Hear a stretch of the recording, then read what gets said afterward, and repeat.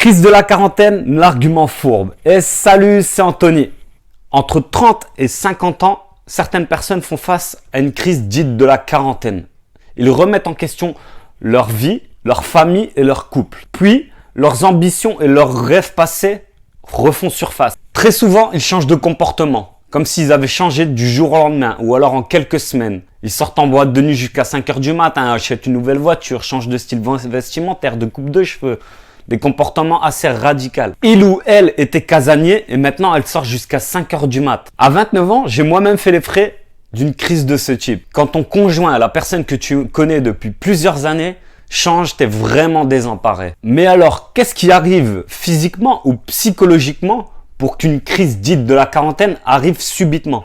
Y a-t-il une horloge biologique qui se met en route ou une chute d'hormones telle que la ménopause? Qu'est-ce qui peut expliquer un changement aussi radical? Un reportage d'Arte a fait les recherches, je vous le mets dans la description. Il s'avère qu'il n'y a pas d'accélération du vieillissement qui pourrait justifier un changement physique et pas non plus de changement hormonal qui serait le déclencheur. Les médecins et les chercheurs s'accordent pour dire qu'il n'y a pas de crise de la quarantaine parce qu'il n'y a aucun changement qui pourrait le justifier. Par contre, il y a bel et bien une crise. Et comme moi, tu dois avoir certainement de temps en temps des petites crises qui arrivent et qui repartent sans forcément avoir été résolues. Simplement que tu arrives à passer au-dessus avec les jours. Et si tu négliges ces crises, qui soient un message que quelque chose ne va pas dans ta vie, tu risques de faire une crise de la trentaine ou de la quarantaine parce que ton vase est rempli. Il se peut que tu t'es trop éloigné de la vie que tu voulais vivre ou que tu t'aperçois que ta vie ne te comble pas. Au bout d'un moment, quand ton vase est rempli, la réponse que tu as, c'est une énorme crise, un besoin de changement puissant. C'est pour ça qu'il faut prendre ces petites crises très au sérieux, analyser puis évoluer. Quand on a des responsabilités, enfants, travail, notre bonheur en prend un coup. Tu as moins de temps pour toi, tu fais moins de sport, tu entretiens moins tes relations amicales.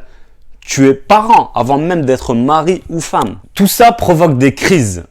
Le vase déborde et la souffrance pousse la personne à s'évader, s'enfuir, faire de gros changements. Voir d'autres horizons, parfois détruire son couple pour ensuite se rendre compte quelques mois, quelques années plus tard que la situation est encore pire. L'argument crise de la quarantaine est fourbe parce que certaines personnes peuvent se sentir justifiées parce que simplement ils sont en crise de la quarantaine.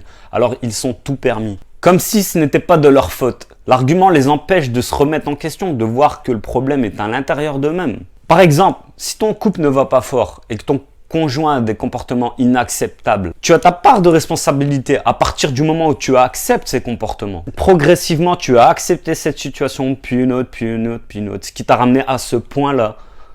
Mais tu es tout autant responsable par le fait d'accepter. Avant, je vivais un couple où il n'y avait aucune dispute. Mais par contre, il y avait de l'amertume, de la rancune. Il y avait un vase qui se remplissait, se remplissait, se remplissait. Et ne se vidait pas par une dispute. Aujourd'hui, pour moi, les choses sont dites en temps et en heure. Ça peut attendre une semaine ou deux. Après avoir tout accepté, tu peux faire une crise. Mais tu dois savoir que tu es aussi responsable. Ça peut être difficile, mais c'est la réalité. Excepté dans les couples des relations toxiques, par exemple avec un pervers narcissique, où là c'est tout autre chose. Alors dans les autres cas, on cherche pourquoi on est en crise, on règle les problèmes et on évolue. On retrouve le bonheur, la sérénité. Et quand on règle le problème, on goûte à une vie de bonheur. Parce qu'on n'a pas le temps d'être malheureux.